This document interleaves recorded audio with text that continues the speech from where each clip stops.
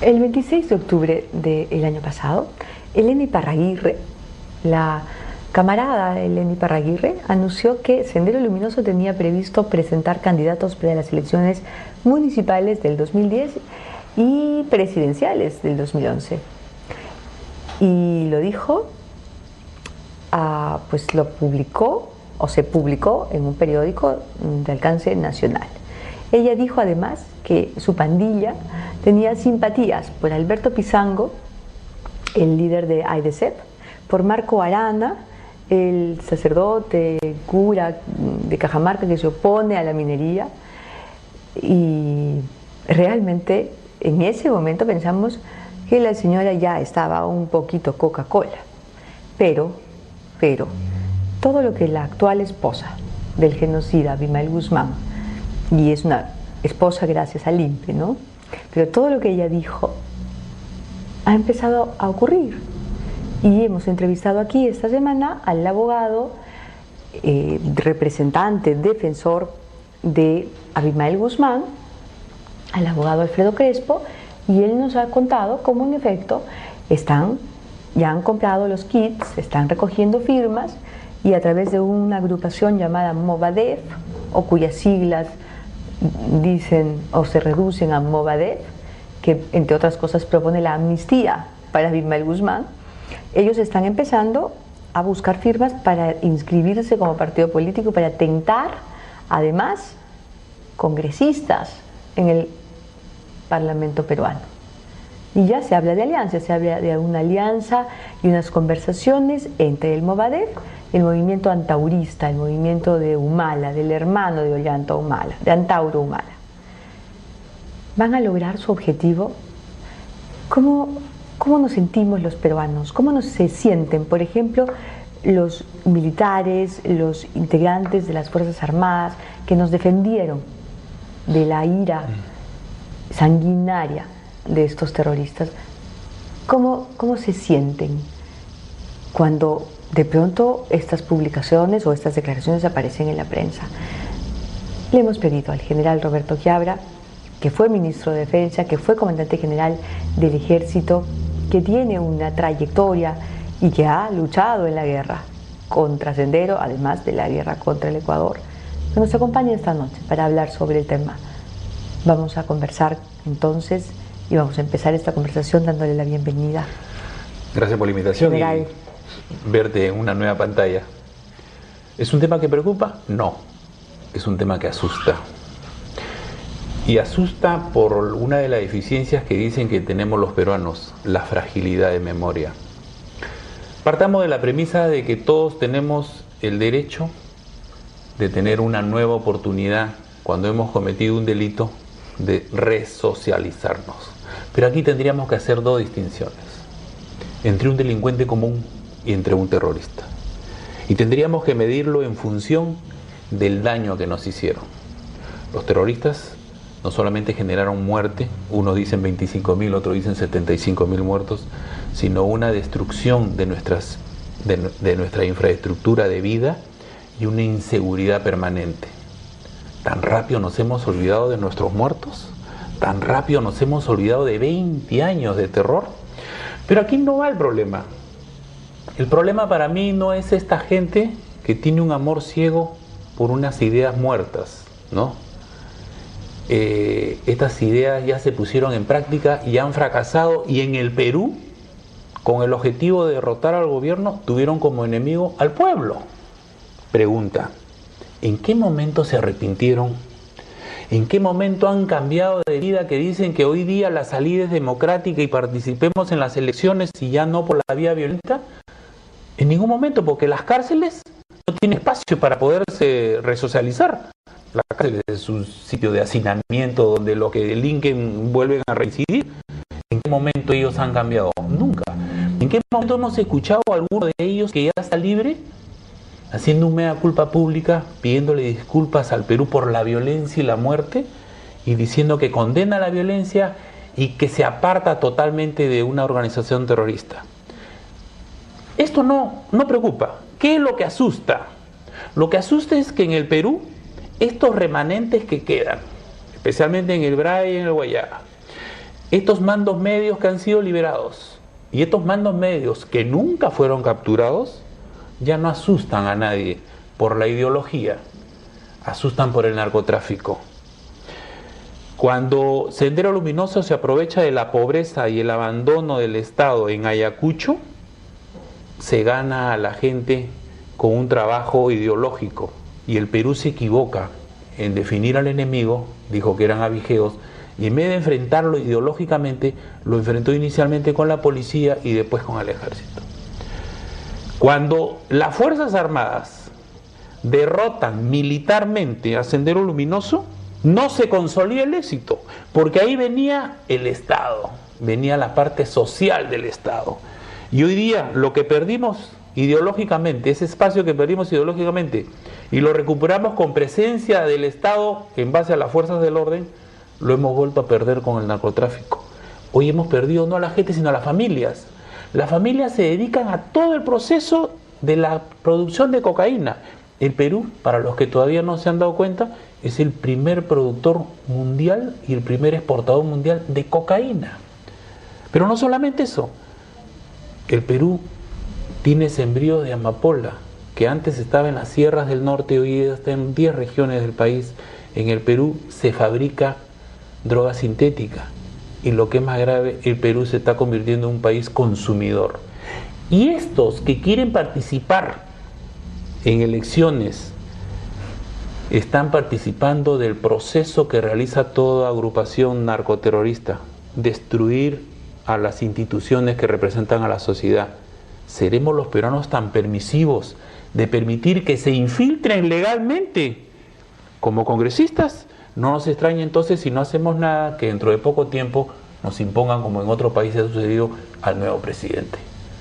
Porque si hoy en día nosotros, estos que no son senderistas, estos que ya no tienen ideología, estos que se dedican al narcotráfico, van a ser el mascarón de las organizaciones narcotraficantes, entonces ya no vamos a necesitar nosotros de controlar a los infiltrados, sino lo vamos a tener sentado dando leyes y protegiéndolo. Hoy día sale un aviso en un diario.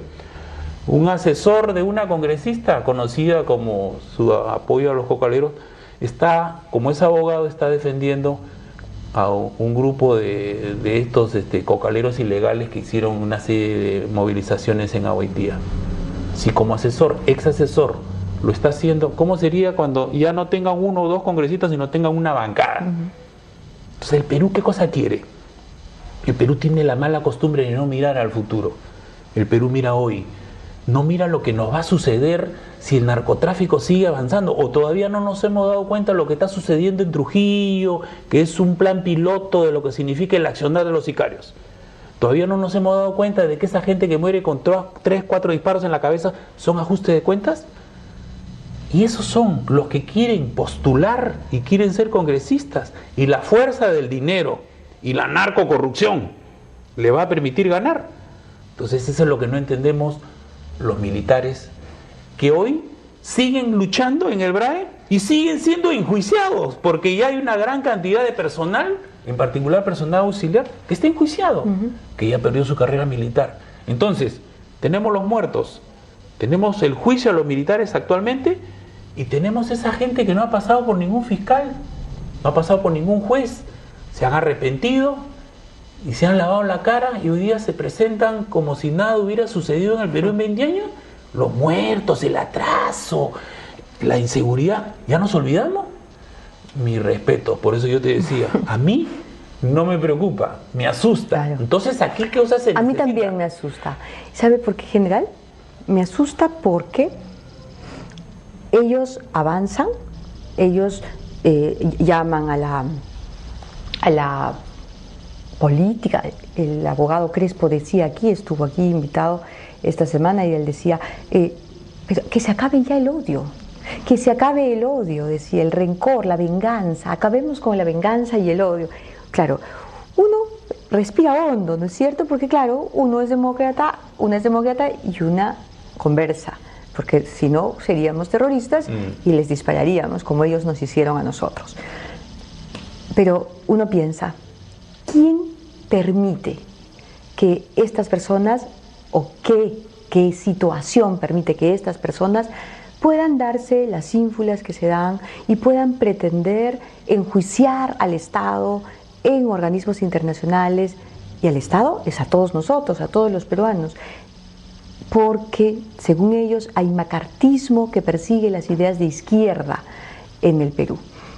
Y luego hay un sector importante de la prensa que no los critica, que no los señala y no les pone el nombre que deberían ponerse. Pero recordemos pues en los años 80, cuando empieza a Sendero y comienza a crecer,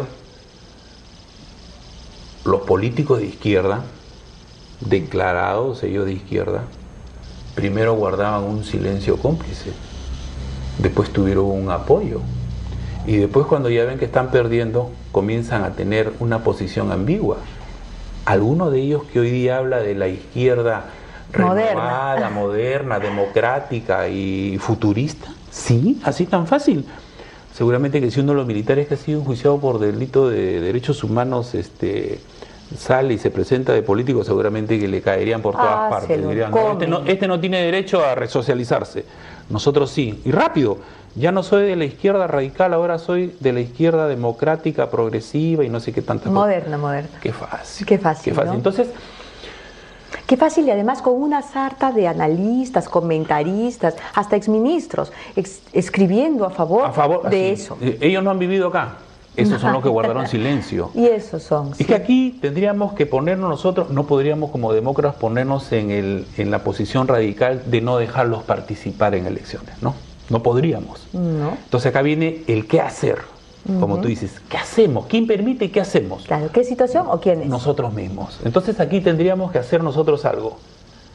La inteligencia de la población. Un ejemplo concreto es Colombia. Mockus con Santos.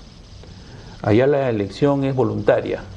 Cuando las encuestadoras daban, a poco tiempo de las elecciones, que Mockus tenía un empate técnico con Santos, la gente fue a votar por Santos y casi gana en primera vuelta. ¿Por qué? Porque la gente es inteligente y dice, va a continuar con la política de democracia, de seguridad democrática de Uribe, y lo tenemos a la FARC reducido. Si entre Mockus, que en medio no es tan serio como Santos, que ya tiene una experiencia, vamos a retroceder. ¿Seremos tan inteligentes los peruanos?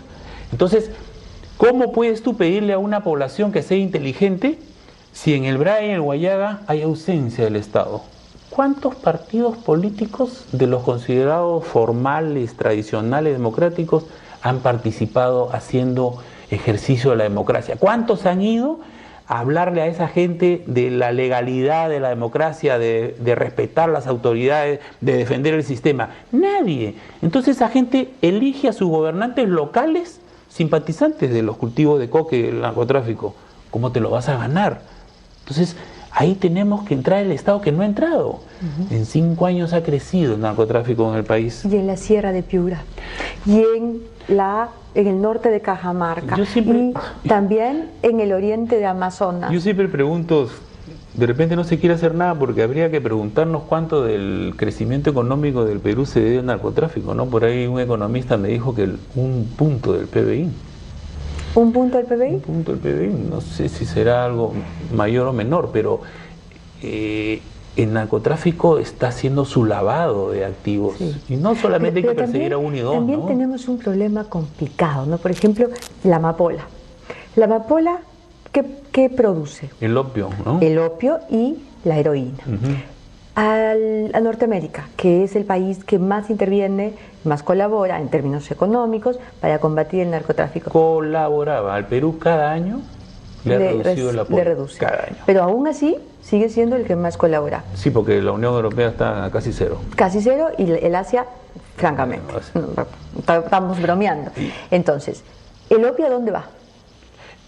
Estados Unidos nos ha reducido el apoyo. El opio no entra a Estados Unidos, por eso es que no les interesa combatir la amapola. Y allí estamos fritos, porque claro, tenemos cierto apoyo económico, cierto sustento, y el Estado tiene también acuerdos, el gobierno tiene que firmar acuerdos con los norteamericanos que invierten en combatir la cocaína, porque la cocaína infiltra su país.